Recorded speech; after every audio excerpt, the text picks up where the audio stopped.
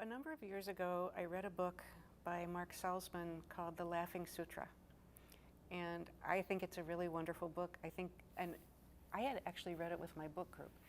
And my son at the time was, I think, 12 or 13, and I thought he would really like this book. So I had him read it, and then I had my friend's son read it, and they all thought it was a really good book. And I was reading a review of it somewhere, and it described it as a picaresque.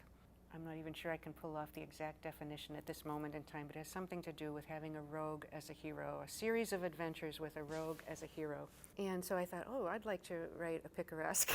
And so I started by reading Don Quixote, which apparently was the first picaresque. But I was also thinking at the time, we had a very good friend who was the kind of guy that a 13-year-old boy would really like to get to know. I mean, he was sort of an adventurer, he was kind of a rogue, and he really liked doing nice things for people, but in his own kind of ornery way. We were building a house at the time, and whenever there was a part that we couldn't figure out how to do, my husband would call this friend of ours on the phone, and he'd say, I just don't think it can be done. And the next morning, his truck would be in our driveway, and he lived 3.5 hours away, and he would have an idea about how to solve this problem. So the problem was that he had died.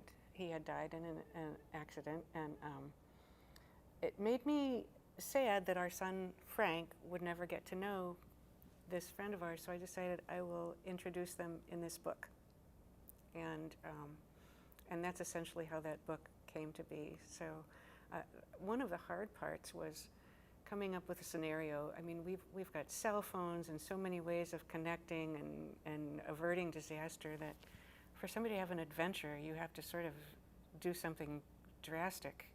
So I had to come up with a scenario where the parents were unreachable, and these two characters meet and have an adventure together. When I was thinking about doing this book, I had this, I wish I had it with me. I had this plot diagram.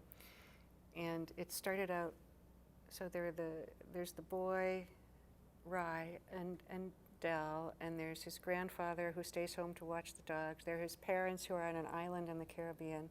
And so I had this plot diagram where it's just all a big tangle until they come together at the end. There is a lot of luck in that book. And I think there's a lot of luck in life if you choose to see it that way.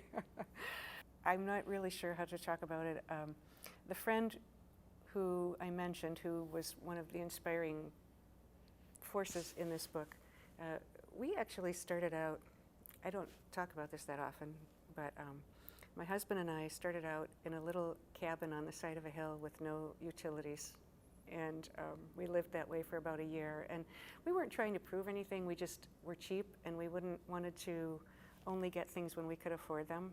So by and by, we, did make a normal kind of relatively house.